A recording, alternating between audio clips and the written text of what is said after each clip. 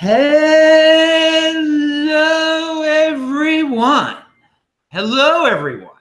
This is Adam Meister, the Bitcoin Meister, the Disrupt Meister. Welcome to the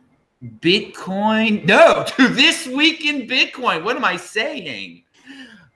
Today is July the 27th, 2018. Strong hand, long-term thinking. Don't be impulsive, people. All right. I was talking really slow there because I just wanted to make sure we got on the air, and we are on the air. And I am so pumped to be here today. And someone's already sent, oh my God, someone has already sent a super chat. But I just want to introduce everyone before we do the super chat. We got Zack coming in from DC. What's up? We got Daniel coming in from Mexico. I'm not dead. Hey. We got Arjun Balaji making his debut, coming in from New York City. That's Arjun, baby. He's got an awesome Twitter. It's linked to below. Welcome to the show, Arjun. Excited to be here. And then we got Adam Perlow making his second appearance, coming straight. Are you in Tel Aviv today? Where are you today, Adam? In Tel Aviv. Nice All right, baby. Coming straight out of Tel Aviv.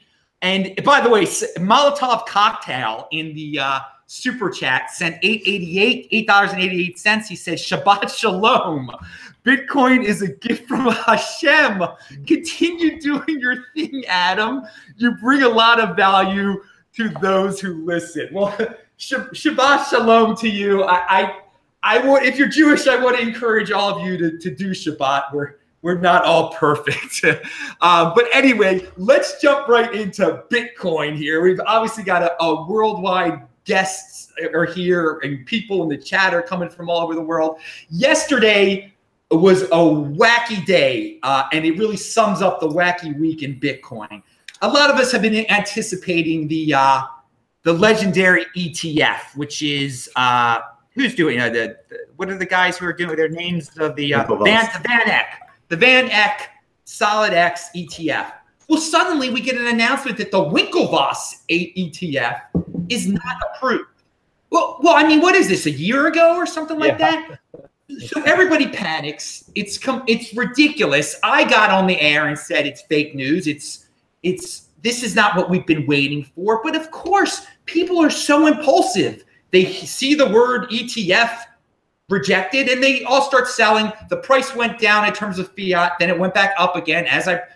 Anyway, Zack, what's your take on all this? What's the lesson here?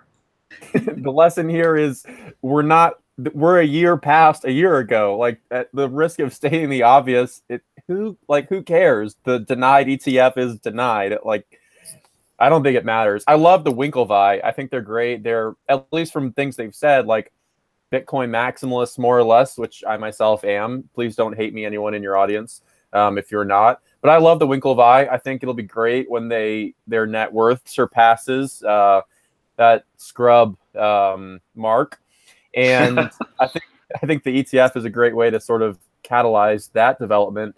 But their ETF was denied a year ago. It's nothing new, and I really don't care about that bit of news. So well, maybe we can get into this later, but the ETF had nothing to do with the price action. It dipped right as futures closed, and then it shot up. So anything having to do with the price, any narrative about the price in the ETF denial is fake news. I don't buy it at all. Well, this is the thing is this.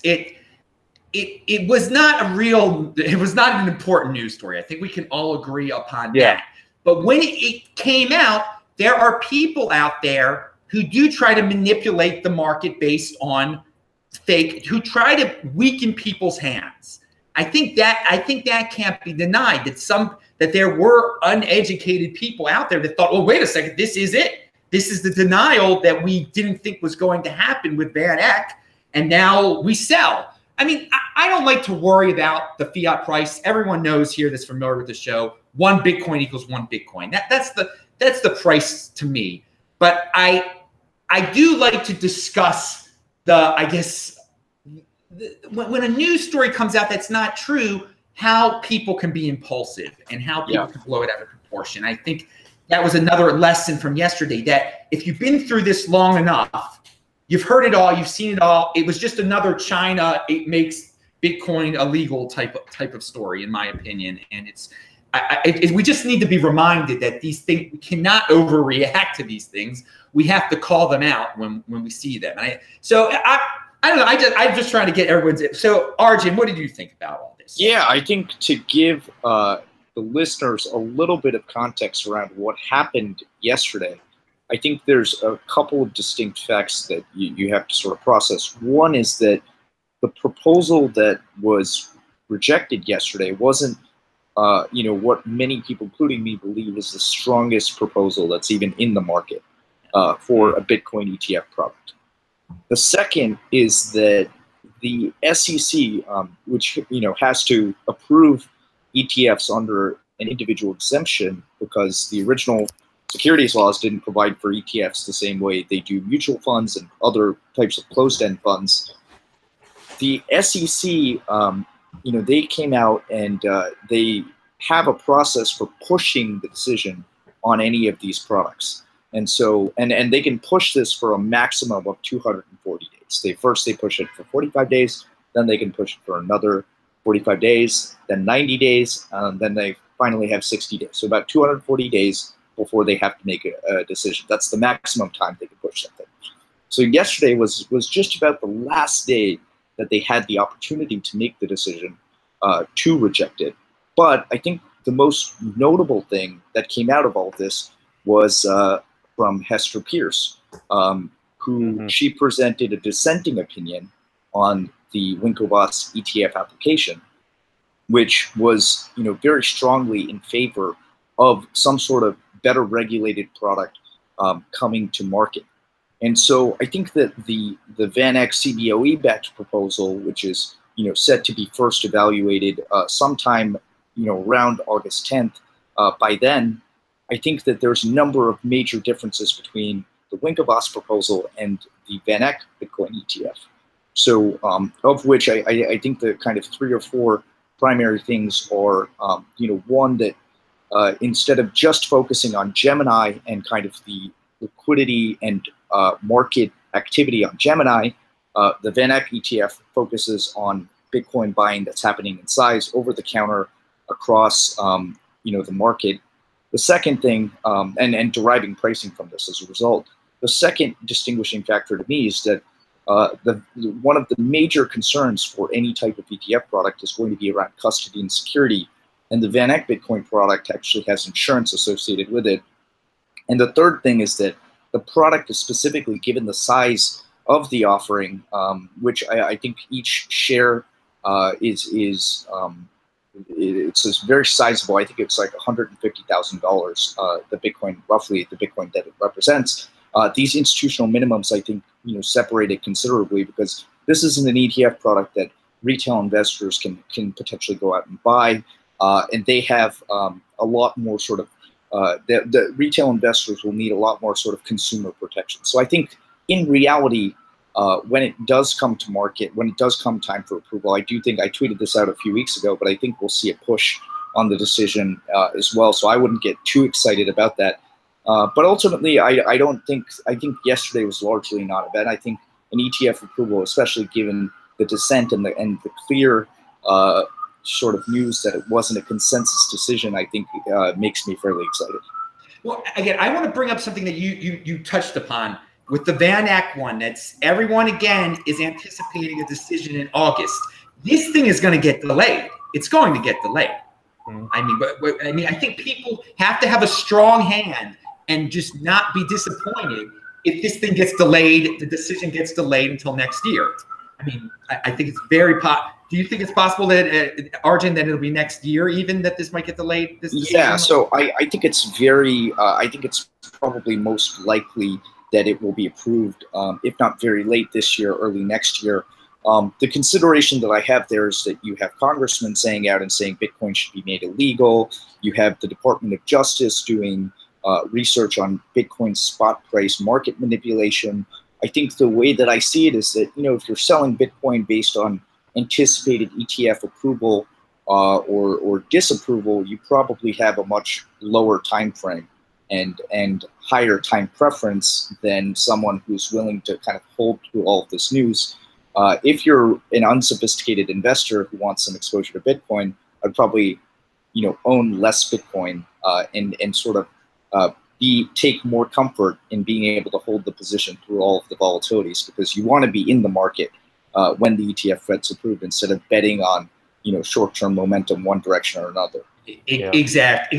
In the end of the day, there's going to be Bitcoin ETFs in the future. Period.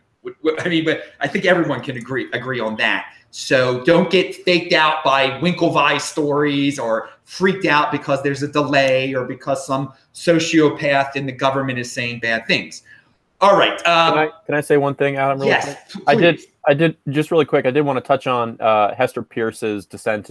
Like you mentioned, very much worth a read. Hester used to work at Mercatus with Jerry Brito, who now leads up the Coin Center, obviously well-known Bitcoin and cryptocurrency permissionless blockchain advocacy group in DC. And her dissent is very well-reasoned. She exploded on Twitter when she published it. She gained like 8,000 followers overnight. But that aside, definitely check it out. Just Hester Pierce on Twitter. I think you'll learn a lot about how she's thinking through it. And like he mentioned, that this rejection of the Winklevoss ETF was not unanimous.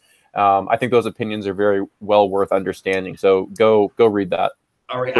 So all government officials, learn from Hester Pierce, learn from Giancarlo, crypto dad at the CFTC. Yeah. If you post bullish news about Bitcoin or other crypto assets, you will get a ton of followers from crypto. That's a real good point. Everybody, pound that like button if you're enjoying the show so far. I wanted to say, go back to on my show yesterday. I linked to Hester Pierce's dissent. So go to disruptmeister.com, see the archive, see yesterday's show, and link to below is Hester Pierce's dissent. Hopefully, after the show, I'll link to it below here. Adam, what are you thinking about all this news about the SEC and these Bitcoin ETFs? Has it jumped on your radar? Has it piqued your interest? What's your opinion? My opinion is that essentially, first of all, I want to say that the previous two speakers, I think, summarized it in a very good fashion. The material issue that they didn't want to deal with the Winklevoss ETF was about the fear of the manipulation in the market, and given that this VanEck ETF is backed by the futures, it seems that that whole issue of like how do we actually settle, how do we configure the price, that's a settled thing. And so I think eventually at some point, once you got those futures on the commodities exchange, it's kind of a done deal. At some point, someone's going to get an ETF approved. It's just a matter of time. There's no real way to stop it, I guess, at this point. They've already legitimized the asset too much. Yeah, that's basically it in a nutshell. I'd also say it's interesting to see that the futures curve is inverted. So you see that people are willing to essentially to pay more for something that comes due earlier, which is an interesting phenomenon. It means that people actually want to settle physically. So that's also an interesting thing to observe in the market.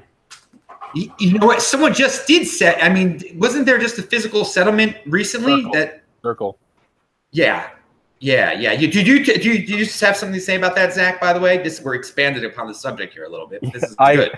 I don't. I just saw the headlines tweeted on Twitter. I was like, "Oh, awesome, that's cool," but I didn't read about it. So there was the first EFP exchange for physical was conducted between two counterparties on futures, which is pretty exciting. I think that's especially Bitcoin, where you don't need to take physical delivery. Having a structure like that, I think, is really awesome. It's sort of paving the way that this is normal kind of behavior. Yeah, that was good. A big news story that people didn't talk. I'm glad that got brought up. Daniel, the best for last. There are a lot of people out there. Daniel, by the way, is the legendary 21 million.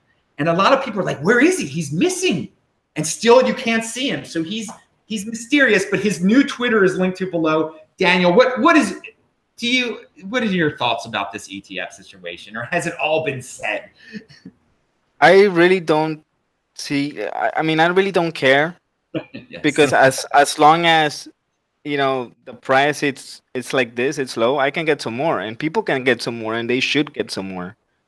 When it comes down to the ETF getting approved, it's gonna moon. Bitcoin is gonna moon, and people are gonna be like, why didn't I buy it when it was like $8,000?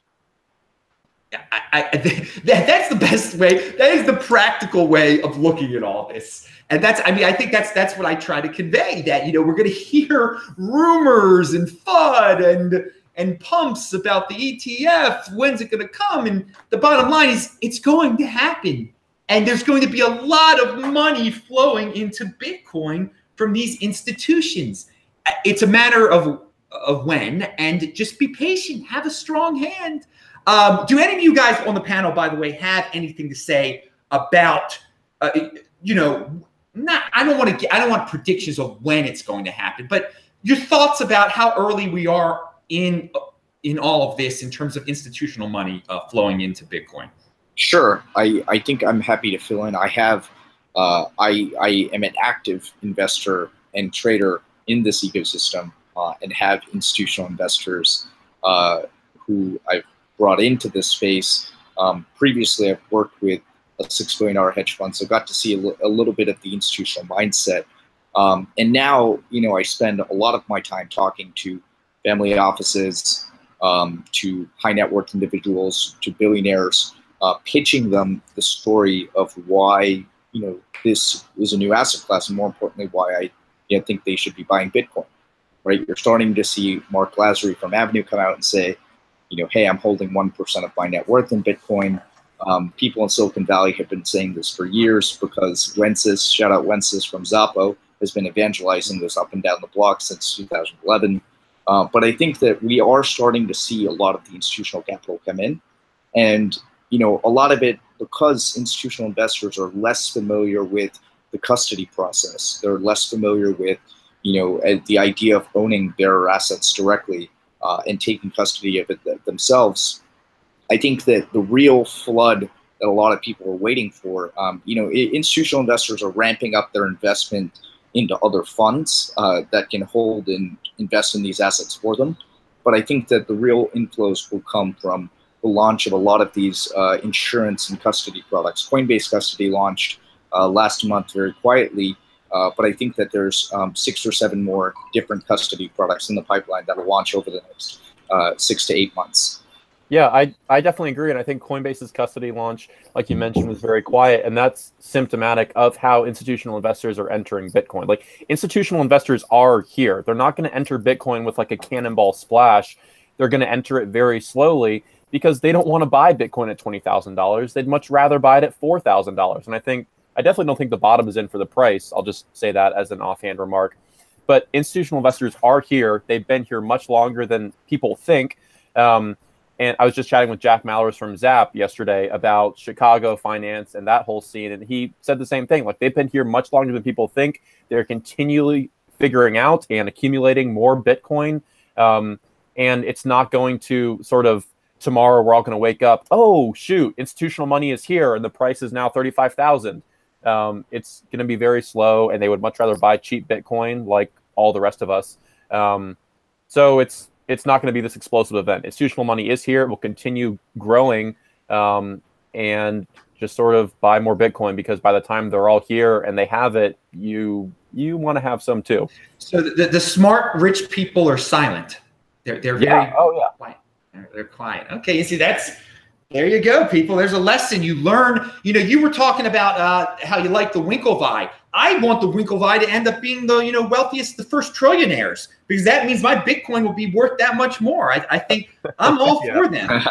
I'm all for this type. I tell people on the show, you want to emulate the wealthy people. You don't want to there's so many people who love to hate the Winklevoss. I don't. I'm like, dude, let's learn from these dudes. I think it was Kevin Pham on Twitter that first called this, but the real flippening is not going to be Ether over Bitcoin. It's going to be the Winklevoss over Mark Zuckerberg. Okay, I remember that one too. So let's actually, that's a good segue into Ethereum. Well, okay, no, I want to talk. No, this is a legitimate. This is an important subject. There has been over social media, just the people I talk to, the people I follow or whatever. There's a negative sentiment toward Ethereum right now. I mean, it's clear. And back just a few months ago was the greatest thing since sliced bread or whatever. And these things are cyclical. But we'll start with Arjun on this one, because you're in touch with a lot of rich people, a lot of the traders, institutional investors, whoever. What's the feel for Ethereum? Are there going to be Ethereum ETFs? Are people still as excited as they were? Is this just a minor trend, or what are your thoughts? Sure, that's a good question. There's a bunch of questions there, but I'll start off. I'll disclose I am actually short Ether, and this is definitely not financial advice. But I think that you're right that the sentiment has been turning on Ether over the last several months. One of my friends, Brendan Bernstein at Tetris Capital, put out a really good, it's about a 45-page report on why they're very skeptical of Ether. And it covers it in pretty good detail. I would recommend it. I'll send you a link so you can link it below. Yeah. But I think that the primary value proposition for Bitcoin versus Ether to institutional investors is becoming more and more apparent, where Bitcoin is a form of uncensorable, non-sovereign money. It's very low entropy, it's very secure, very constraint-based layer. There's a payment layer built on top of it, and then there's gaps like in the Fabric protocol and a number of other experiments on potential layer 3 and beyond type structures. Whereas I think Ethereum has taken sort of the opposite approach, where they've started with building dApps and funding these dApps in a sort of capital market structure. They're looking at payments layers now. Vitalik proposed a fixed supply last year, but ultimately, like the monetary policy of Ethereum is quite unclear. Where you can see Bitcoin as a form of digital gold, sound money. And as a potential inflationary hedge or a long-term reserve currency. I think that the sort of what many people are calling the utility hypothesis around Ethereum, similarly to earning this reserve currency status, I think is much more skeptical. And there's a number of sort of technical and structural issues I think that we're starting to see with Ethereum. I can go into that in greater detail, but I think even purely on sort of the idea of digital gold alone, we're seeing it across, the centralization of full nodes with Ethereum. We're seeing it across uncertainty around monetary policy. We're seeing it around, Bitcoin leveraging the security of proof of work and hash rate all over the world. With Ethereum, being less secure, with having this highly complex Turing complete programming language with all sorts of attack surfaces, moving towards proof of stake, which is sort of TBD and untested at scale. And so everything from the usability, the durability of Bitcoin versus Ether, the liquidity that's available in the market, the sort of all the different products that are being built around Bitcoin, whether it's CBOE, CME futures, ETF proposals, fiat on-ramps, OTC desks. I think it's all in contrast to Ether. In addition to the fact that Ethereum, has now a dozen different competitors that have all raised hundreds of millions, if not billions of dollars, that are all trading at multi-billion-dollar market caps, that are all trying to capture the same use case. Where, so I remain kind of skeptical of Ethereum as it stands. Relative to Bitcoin, and I think that I don't think that trend is changing anytime soon. Massive, absent massive technical improvements from the Ethereum Foundation and team. Okay, now, but before we go to Adam, because I know Adam's going to have some things to say about Ethereum, I want to say at least one thing here. Well, you talked about that Ethereum, the 46-page Ethereum report. I actually mentioned that in a previous show of mine. I forgot which one, so it's linked to below in some old show of mine. But yeah, that was pretty intense, and that's kind of what almost triggered some of the negative sentiment that was out there, or kind of summarized it all. You mentioned digital gold. I mean, Ethereum's not trying to be digital gold. I mean, that is something that it is a different type of animal than Bitcoin. I think people have to remember that. I think the way I think about it is that any non-pegged token, right? Any token that isn't pegged to another asset is attempting to be currency or money in some form, right? Where and it's in the same way that they are currencies, but they operate in this really small ecosystem, right? You might have Ethereum, which can operate in the capital financing ecosystem of ICOs, and have all of this infrastructure and all of these dApps built on top of this. You can have something like Filecoin be a currency that's used in this file storage system. But I look at that like gift cards, right? When you're younger, the best gift that you could get from your aunt, at least from my aunt, was a Visa gift card, right? Because it's just cash. I can use it wherever I want. It's the most liquid. It's accepted by everybody. And I know exactly what I can do with it. If she gave me a gift card to Macy's, that would seriously constrain the utility of that gift card. If you had to look at the value of the Macy's gift card, even in dollar terms, it wouldn't be worth it on a one-to-one basis. And so the way I see it is that we have thousands of different competing currencies because these are all non-pegged tokens. Some of them operate in microeconomies. Others, like Bitcoin and Zcash and Monero and other currency-type instruments, are attempting to become globally used. But I think that what we'll see over the next 5 to 10 years is whether the market is going to converge on a very small set of viable currencies with some utility protocols associated with included in that bunch, or whether we're going to continue to see thousands and thousands of tokens and see that supply eventually trending towards infinity. I'm skeptical that will happen.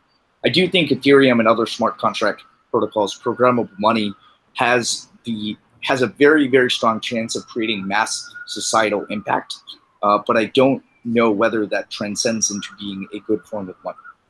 All right, Adam, you have done a lot of work with Ethereum. You probably have a lot to say about what Arjun just said.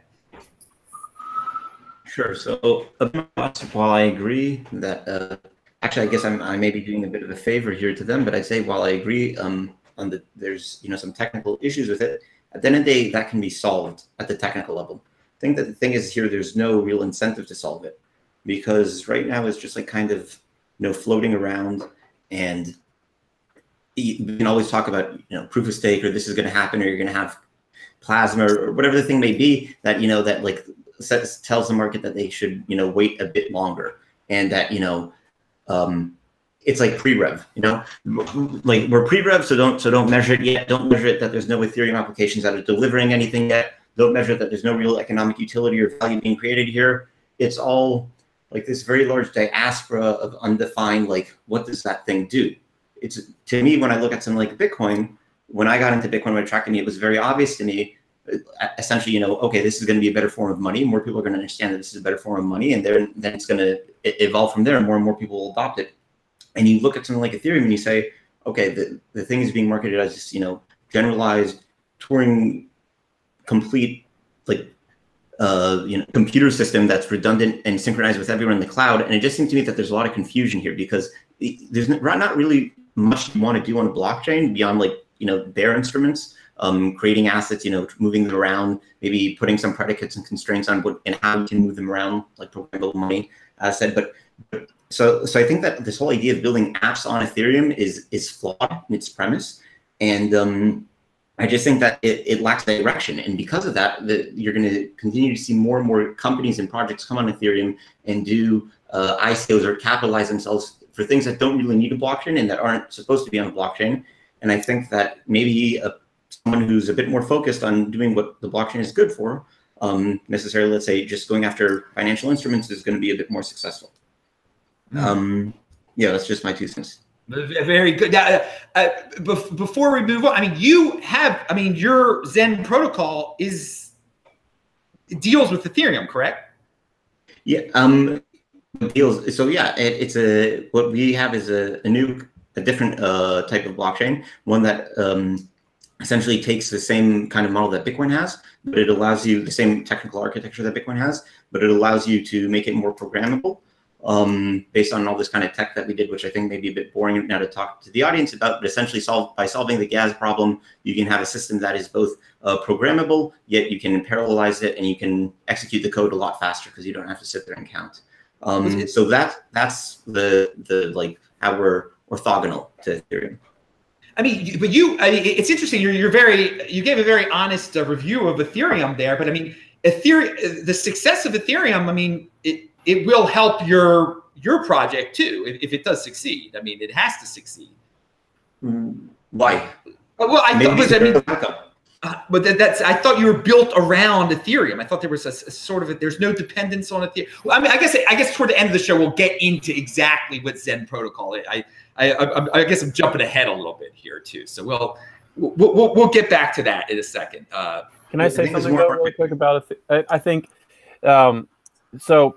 I'm generally bearish on Ethereum, ETH, and ETC also, but I think something we should notice, which is sort of my philosophy as a Bitcoin maximalist on all alts, is alts exist, in my perception of the crypto landscape writ large, as very interesting and useful experiments on cool ideas that could be implemented on top of Bitcoin into the future. Prediction markets or information trading, excess computer space sharing, all of these things are fascinating, and they're being built right now on separate blockchains, which are obviously like inherently much weaker and much newer than the Bitcoin blockchain.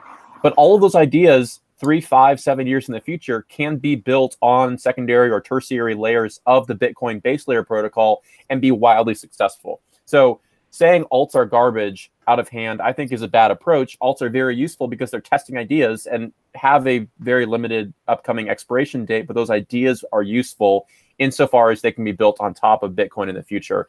And I don't think Ethereum is the most durable platform to be building those ideas, but Bitcoin definitely is because of the characteristics of its base layer. That's my take.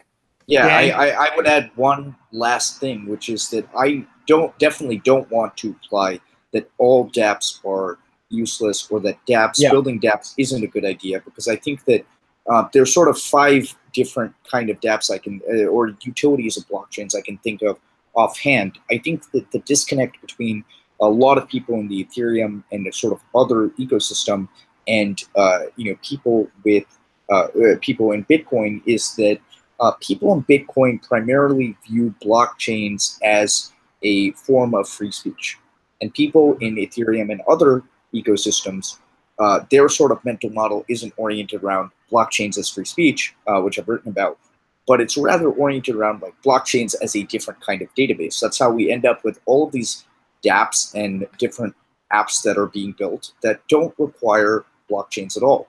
I think that blockchains work as free speech, where you only really need them if your product prioritizes censorship resistance above all else. So where do we see this? We see this in uncensorable value transfer via Bitcoin. I think that the use case of decentralized exchanges, non-custodial trading, swaps, dark pools, I think is super useful. Prediction markets, I am actually interested. I've tried Augur, and it was painful to run. I had to connect to Impera because who in their right mind runs an Ethereum Get or parity node? But it was cool. I think non-fungible collectibles potentially interesting. Are they going to be valuable? I think it remains to be unseen. DAOs, I think, could be interesting, but it remains to be unseen. Almost everything else, let me put my supply chain transparently on a blockchain, etc. I think all of these other blockchain businesses are largely nonsensical, and it's unclear where value will accrue, because fundamentally blockchains are about censorship resistance and disintermediation of trust, and they're not rent-seeking in nature. How will these businesses make money if fundamentally what they're trying to do is disintermediate their entire business model and remove the rent-seeking inherent in their business model? Either they're disingenuous about what they're doing, or they have no idea what they're doing. And that's kind of where I rest when I look at a lot of these businesses. All right, I want to get to Daniel, because we haven't gotten to him for a while. There are a lot of altcoin talk here. Are altcoins just trash? What's going on, Daniel? I think they're testnets for Bitcoin. And the thing with Ethereum is that other than CryptoKitties, I haven't seen it do anything useful. And I wonder what's going to happen when Rootstock comes into Bitcoin, which pretty much does the same thing. It's just going to be another testnet, in my opinion. Yeah, well, that's what a lot of Bitcoin people say, that our Rootstock RSK is going to be able to do everything that Ethereum can do. How about this? This was also alluded to, and I'll ask the whole panel this, but Daniel, I'll ask you first.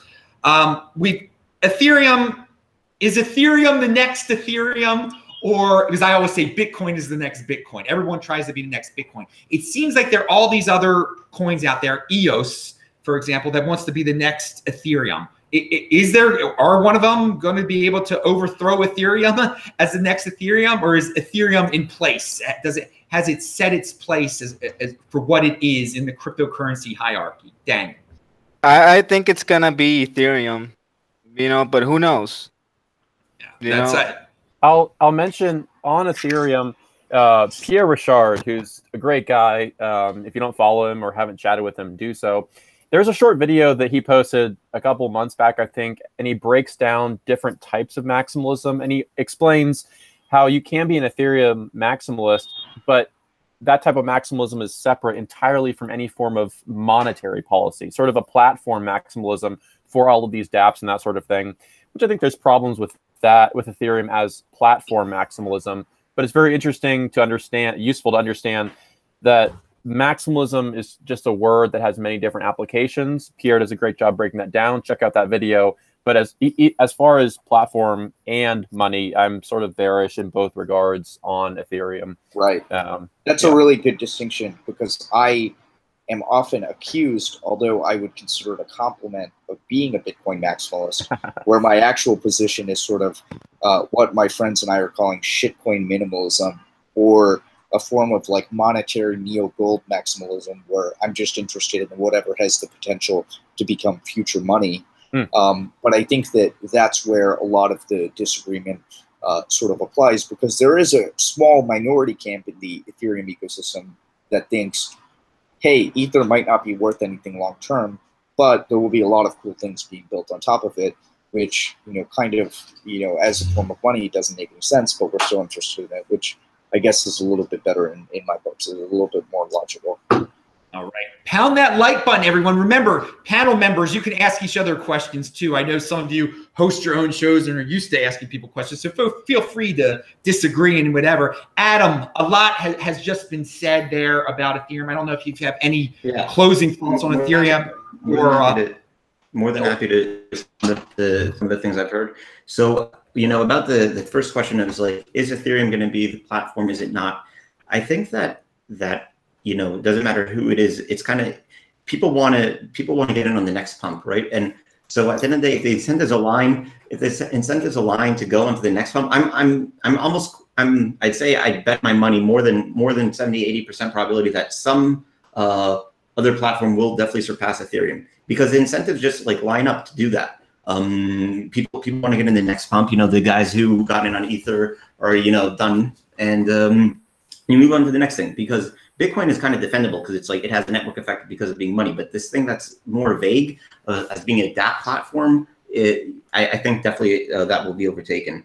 Now, another thing that I think Arjun made a good point here about was blockchain versus free speech versus the type of database. I think that's a great kind of distinction. That's exactly the distinction between Bitcoin and Ethereum. The last thing I'd say is also kind of oddly a Bitcoin maximalist in some. I like to think of myself more as a pragmatist, but I'll say that a lot of times I hear people fall into this trap that like Bitcoiners set them up into this straw man trap of, well, you could build that on Bitcoin too. So we're going to have, it's great to see that these testing and these use cases in ABCD, whatever. But at the end of the day, we'll just bring it into Bitcoin. And I don't think that's necessarily the argument or the position that that the Bitcoin maximalists should be taking, simply because A, it may not be necessarily true. It's kind of hard to get anything done in Bitcoin.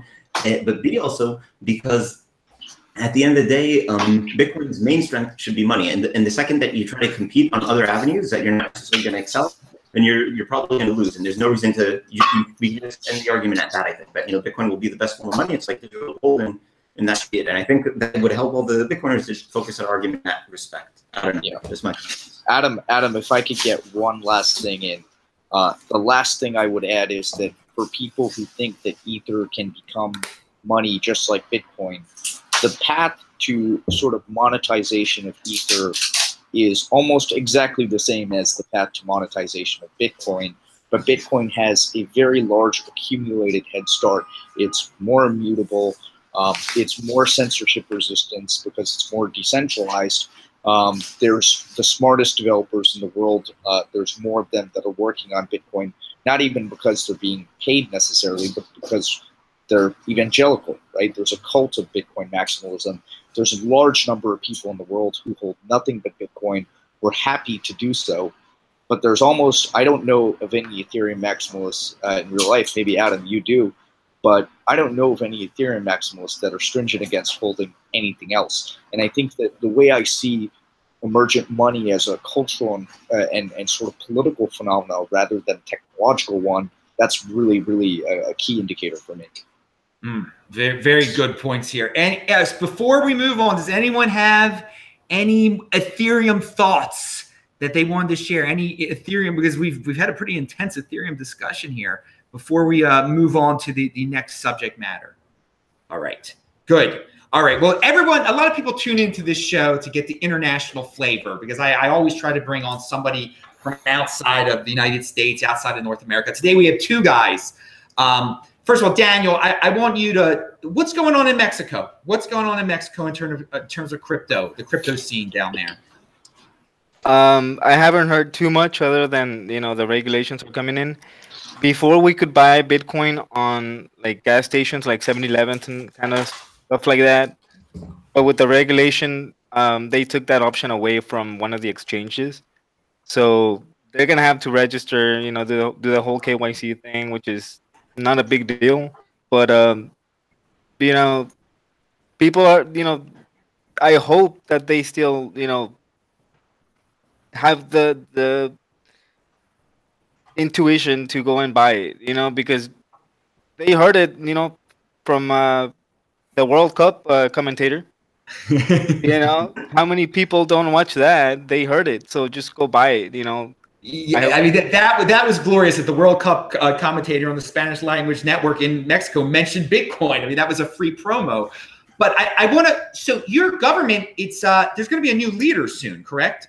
Unfortunately, yes. So that's the direction that if there's going to be more regulation toward Bitcoin, it appears. I mean, that's what you seem to be implying there. You seem to be a little worried about that. I'm worried about the new president. As I came to find out, one of the contributors for the campaign is an advisor to Evo Morales from Bolivia and to Nicolas Maduro. Yeah. And they're tied directly, with the communist views from Venezuela. Yeah, and that is what's the rumors are, that this guy is a far leftist. Well, I mean, if he tanks the economy, then unfortunately the Mexicans will be forced to adopt Bitcoin if their peso starts to be hyperinflated, like what's going down in the land of Maduro and everything like that. Well, this is an interesting update.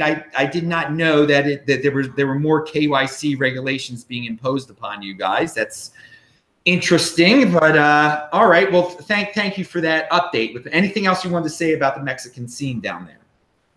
No, not really. It's just, I hope they go and buy it, and if they're listening, go and buy it. Go buy Bitcoin. Yeah. Hell yeah. Yeah, that's all right. It's a great, again, for everybody in the Central America, South America region, you've seen what's happened in other countries. Obviously, it can happen in your country too, the hyperinflation. So Bitcoin's a very nice, I think, a nice insurance policy against possible hyperinflation by communist type thinking governments. Can I ask a quick question about Mexico? Yes. I'm just curious. I've chatted with some of my friends in Venezuela and Ecuador and other Latin American countries. Is there a big Eat BCH Mexico chapter? Because there's like chapters of this thing all over the world in different countries.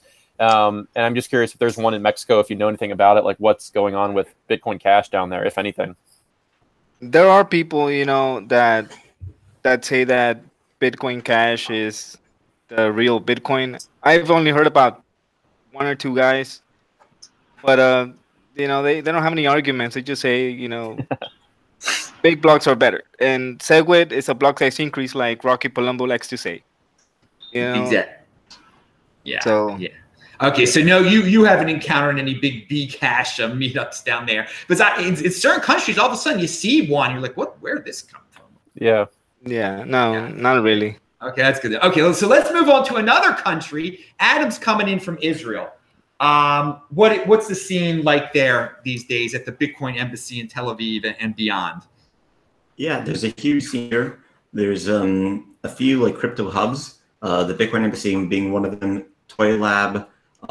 There's a mall called Azrieli in that area. There's a bunch of different crypto things. There's these clusters. Actually, I'm in a co-working space now, and there's maybe like 6 or 7 different crypto companies in that space. So crypto is very, very, very big in Israel. I'd say on a per capita basis, maybe one of the biggest, if not the biggest. Interestingly, there's also already been tax opinions on a percentage-wise basis, right?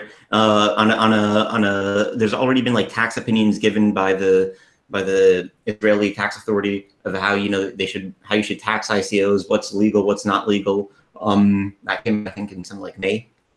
So yeah, it's a very, very vibrant scene here. With regards to Bcash, I'll say that there are a few people that I know of who definitely are pro Bcash. I'm not very much against Bcash, let me put it that way. I understand the rationale, but the thing is that there's a lot of tribalism here, and I think that what you see going on here is you see like this suppression of ideas, right? There's like, at least in Israel, there's just like it's either black or white kind of aspect to the conversation, and yeah, I guess it's that way globally, right? You're either pro this or you're pro that. So that's the situation here on Bcash. I will say this: when I was at the Tel Aviv Bitcoin Embassy, there were all sorts of people that were talking up other coins and stuff. There was a guy, I remember there was a guy from Japan who was pumping Bcash. I think everyone was welcome there. I would invite, if you're in Tel Aviv, if people are visiting Tel Aviv that are watching this show, visit the Bitcoin Embassy. It is definitely a friendly crypto environment. True, there are some Bitcoin maximalists there, but there were guys talking about ICOs. They're all sorts of questions and pumps there, and a good crew. It's a good central location. I guess, Adam, has there been, when I was there, the fiat price was soaring. Now that it's gone down, has there been less interest? Have been less people showing up at the embassy, or is there still? I mean, obviously there's still a lot of guys, technical guys, building things. They don't give a darn what the price is. But in terms of, I guess, general talk, has it lessened since the price has gone down in fiat? So obviously the news articles and being in the newspapers, that kind of stuff went down. It used to be, maybe that was when you were here, you'd have a line. We have a Bitcoin embassy, we have an ATM in the embassy. Yeah. And there was like a line around the street. It was like going around the corner. People were waiting hours to buy Bitcoin. It was amazing to see. Now that's obviously gone, right? But you can still see sometimes like 2-3 people in line to buy Bitcoin. So it's still very vibrant. Sundays and Thursdays are usually the times that there's meetups at the embassies, and so if you come on a Sunday or a Thursday, you'll definitely see something there. Yeah, it was November, right before Thanksgiving in America. I was there on a Sunday, and it was a great time. It's really a good time, and everyone's speaking English, by the way, for the people who are like, oh, I don't speak their language. No, English is the language of Bitcoin, basically. But that's a whole nother story. Okay, Adam, we were talking about Zen Protocol beforehand. I'm a little confused with it. I thought it had a lot more to do with Ethereum than maybe it does. Give us what is Zen Protocol? What are you doing there with it? This is your big claim to fame in the ecosystem right now, so go for it. We want to hear. We're curious. I hate feeling sitting on a show like a Bitcoin show and shilling, but okay. So about 2 years ago, after the DAO happened, me and my partner were working on a different project at the time, a Bitcoin wallet, which was a kind of like change tip style. and but with a better UI. And then we came and we said, you know, Ethereum isn't fit for purpose because it's trying to do everything. It's the jack of all trades and master of none. And what people really want to do is they want to manage their financial assets without being able to be censored, without counterparty risk, without needing, you know, third-party escrow agents, et cetera, et cetera. And to build the optimal platform for that. In the process, I think we've done so from a technical perspective, at least. And now the thing that we just had our Genesis block about a month ago. And now the thing that we're focusing on is onboarding as many financial instruments as possible, as quickly as possible. So that's essentially where we stand. The unique thing about our platform is that I think it's the first. So if you're maybe familiar, you have like two kind of paradigms here going on in the crypto space. You have like a UTXO system, and you have like an account/virtual machine system of how it works. I think we're the first like multi-token UTXO based system. And what we enable beyond having multiple tokens is we enable you to program complex logic into the system without requiring a VM. The reason that you would require a VM from the get-go is because when you want to have a language like Solidity or Serpent or whatever it is, being compiled into, you know, executing basically on a bunch of binaries at the same time, you're gonna have to be able to say how many steps it takes to execute that. If you look at something like Bitcoin script, the reason that Bitcoin actually has more contracts in it, but they're not very good, and the reason they're not very good is because the script is limited. The reason the script is limited is for security purposes. Some of them can be vulnerabilities, and others can just be the fact that you want to be able to look at the size of a transaction as long as it can take me to validate it. What we essentially did is we've used a way using this special programming language called F-Star, which was built by Microsoft Research and INRIA. We created a way that you can tell how long it will take to validate a computation without having to sit there and count the steps. By doing that, we have a much more efficient, stronger, faster, and safer system that we've built, and you can use it right now today. Just go to zenprotocol.com, download it, and try it out. All right. Well, he's also, I linked to Adam's. Well, it's the Zen Protocol Twitter is linked to below. All these guys' Twitters are linked to below. My Twitter, by the way, is TechBalt, TECHBALT. Please follow me there. It's been on fire over there, obviously. All sorts of links below to get t-shirts, treasures, and my events coming up. I'll be in LA, or I'll be in Boise, then LA, then Philadelphia on the 18th of August. All that's linked to below. Okay, enough about that. Guys, we're approaching the end of the show. I'm sure everyone's got some loose ends to tie up, things that weren't brought up, stories that you would like to talk about. We got some time here. Arjun, what's going on with you? Are there any questions? Anything? The floor is yours. Yeah, thank you. I appreciate that. I think that, you know, everybody listening should consider the market right now. And I'll explain kind of how I look at it. It's basically a weighing machine, right? You have thousands of currencies. Everyone's betting on what has the likelihood of being the next reserve currency. You have a lot of these currencies that are identical. I think someone in the comments talked about Litecoin. I'm sorry to say Litecoin in my mind is worth nothing because it's nothing but a Bitcoin copycat and imitator, which has no fundamental technical innovation and has attracted a large noob audience by getting listed on Coinbase when Charlie Lee was director of engineering. He shortly left after and sold all of his Litecoin just about at the top of the market.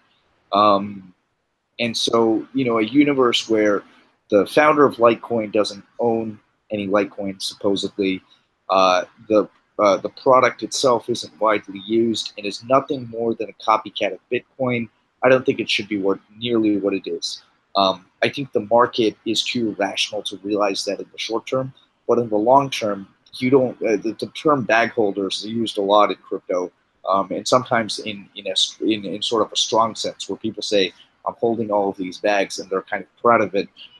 Historically, the reason why it's been, you know, the term bag holder came about is because you know, people were left holding really stupid, worthless assets. And so the thing that I would be concerned about is that when the market returns to a sense of rationality, you don't want to be holding assets that are, you know, fundamentally not differentiated or valuable in a unique sense. You don't want to be against the market when it decides on money. You want to be with the market. You want to have the most liquid money. You want to have the form of money that everyone accepts and what people see as money. And so that's the only thing that I would add to everybody asking about Litecoin, everybody asking about Nano, everybody asking about all of these hyper fast XRP, all of these hyper fast better Bitcoins. Like that's the main consideration I would have if I were. Wow. Bitcoin is the next Bitcoin, people. He couldn't have said it any better. Pound that like button. Dude, you sound I've had similar rants in my day, but I've never heard such a Litecoin rant before. That was going to really freak out the Litecoin freaks out. You know what? I'll have a follow-up question to that because Litecoin it is basically just Bitcoin. Again, it's not too special, but it does have you said, when will the market return to being rational? There's so many newbies yet to come in here that this thing could go on for quite some time. I really think that some of the I think Litecoin will be included in the ETFs eventually. I think if somebody, because it is pretty simple. It's not that complicated. And I think there's its whole marketing line of the silver to Bitcoin's gold. The silver to Bitcoin's gold is physical gold. Yes. Amen. But I agree with Adam that all these shit coins are not going away anytime soon. Like I have humanities professors from my alma mater who are emailing me, how can I pay for my son's college with Bitcoin? And I'm like, what? Like there are so many new people who are still going to discover Bitcoin, discover maybe how difficult it is to build something on top of Bitcoin, go to Ethereum, maybe discover Litecoin, hold Doge because they think it's cool. All these shit coins still have a lot of life left in them, unfortunately.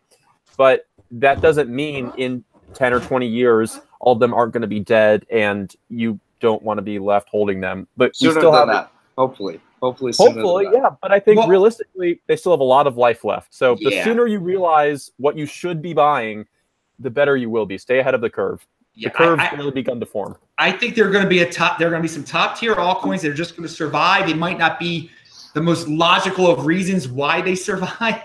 But again, so I don't want anyone to get confused here. I am a 1 Bitcoin equals 1 Bitcoin guy. I am all about the Bitcoin, but I'm just trying to relay the story of what is going on the ground out here. And like Arjun kind of made a joke about it, people are asking me about Litecoin, he said. Any single time I have a show, someone asks about Litecoin. It's like a guaranteed thing. And then you get the EOS nonsense. And the EOS is much more nonsense than Litecoin. I got to say. But I like Charlie Lee, by the way. I like he is one of the most honest dudes in the whole space. Yeah. Just that's just a side comment there. So since we went on a little altcoin Litecoin rant, I want Daniel to chime in on that one. Daniel, anything you have to say about that? Because you're a big Bitcoin maximalist, but Litecoin, it's only going to be a testnet for Bitcoin, and for people that are hoping that there's going to be a futures market for altcoins, that's not going to happen. The CME already mentioned that it wasn't going to happen, and I have a coin that I'm really into. It's called Bitcoin. Go buy it. Okay, I like that one. Adam, any thoughts on altcoins? I think that extreme long term, it may be that Bitcoin will be money and it takes over the entire market. In the short term, and I think we have definitely like 3 or 4 more of these cycles to go through, these bubbles. In the speculative asset perspective, what's hot, what's not, and in that market, what I think people should consider the most is that you have assets that have a higher beta. So if you think of like how the market moves, so these small altcoins, they move more aggressively up, they move more aggressively down.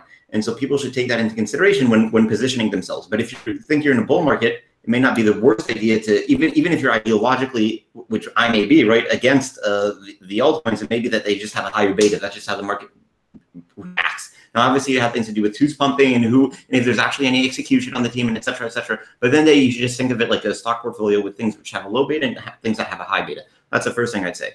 The thing I'd recommend to everyone sitting here watching this show right now is, maybe 2 years from now, you're less interested in crypto because, it's not hot, it's not in the news anymore. And what I really, really strongly recommend is for you to go now, open an account and just put a reminder in your calendar for a year or 2 or 3 years from now to, buy Bitcoin, even if it's only $1 worth, because, putting $1 in 2 years from now, that makes you to be at the point where you're making a decision, okay, how much of my portfolio do I want to allocate to Bitcoin?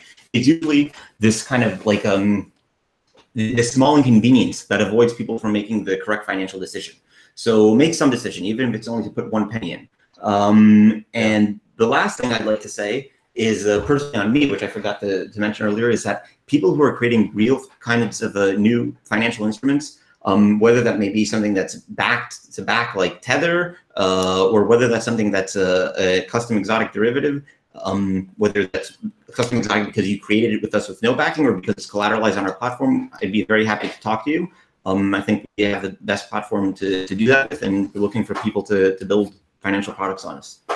Good plug in there. Everyone, you could talk about all your things that you're doing. I'd love to hear everybody's personal stories and hear everything. Thank you for that, Adam.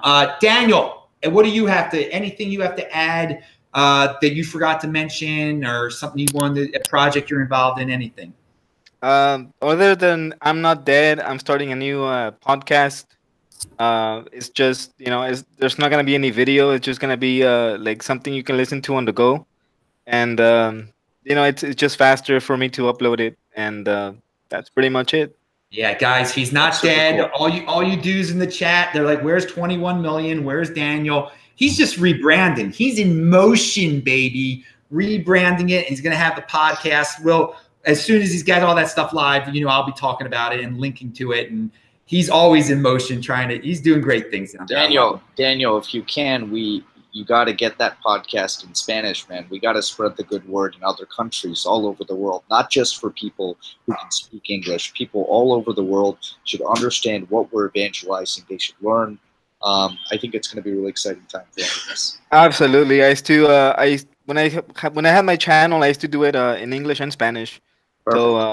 So, I could get, a wider audience and, Daniel has been involved with a few, with Juan Galt, and, there were some guys we tried to organize through this channel to get a Spanish language. We had a Spanish language show. One day I hosted a show on here. It was all in Spanish. And I had to be quiet most of the time. So I guess people were really pounding that like button because they didn't get to hear me say anything. That's because they come here to hear the smart dudes talk. You guys, the guests. That's what I love to hear. I don't want to hear Adam Meister. I want to hear these. But guys. I have to say, like, being on this show is so much fun because Adam's show is like the most high energy show of all. Like, I host a podcast. It's kind of boring. We just dive. It's only in all Bitcoin. But Adam's show is just like the most high energy show. Like, seriously, pound that like button because being on this panel is a blast. Listening to it is a blast. It's the greatest Bitcoin show out there. So thank you very much, Zach. That is very nice of you. And I've been on Zach's show too. It's a good time. So yeah, give your conclusionary remarks and talk about your show and everything. True. So my advice, this is I can't say this is financial advice. not financial advice, but like you don't want to be chasing a blooming asset once the major bull trend has already started. Like, I agree, we have a few more small cycles to go, and even a rocket shot to 20,000 is a small bubble compared to if the Bitcoin gold hypothesis is true, we haven't even gotten started yet. So don't cry yourself to sleep that you didn't buy at $5 per Bitcoin. $8,000 per Bitcoin long term, there is basically no difference.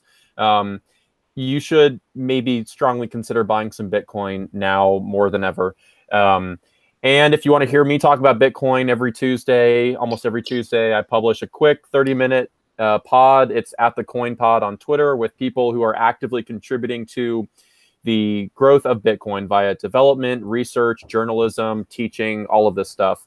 It's a fun show. I have a fun time producing it. Again, you'll listen to it because of my guests and what they say, not because of what I say, but check it out, the Coin Pod, and buy some Bitcoin. All right. All these guys are linked to below. Their Twitters are linked to below, so you can contact them and ask them questions and go to their websites. All right. Before I do my conclusionary remarks, does anyone else, we had 4 guys on. It's a special 4-guy panel. Usually it's 3. Anything else anyone would like to add before we close it off? Just want to say thank you very much for having me on board. And like Zach said, it's a very, very good show. One of my favorites. That's how you bet, actually, because I was already a fan. And thank you for all the good work you're doing, bringing the knowledge of Bitcoin to the mass market. All right, dude. Thank you. And I look forward. Hopefully, man, I'll see you again soon. I got to visit Israel. I got to visit everywhere soon again. All right. Any other? I know Arjun, you just dropped out there for a second. Any final thoughts or anything like that?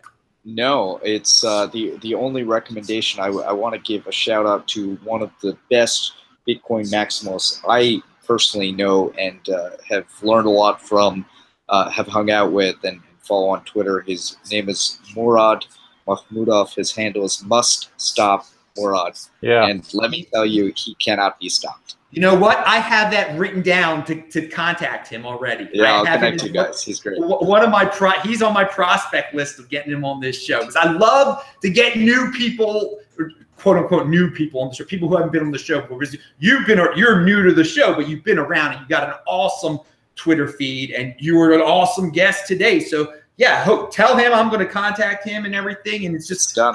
I love bringing all these dudes together. Okay, everybody, that's it. I'm here in Edmonton. Next week, I guess I'll be coming from Boise. Anyway, I'm Adam Meister, the Bitcoin Meister, the Disrupt Meister. I do this. This Week in Bitcoin is every Friday. The time varies. I post a new show on this channel every single day. It's usually the One Bitcoin Show. Saturdays are the Beyond Bitcoin Show. So keep on tuning in. DisruptMeister.com. You get all my old shows.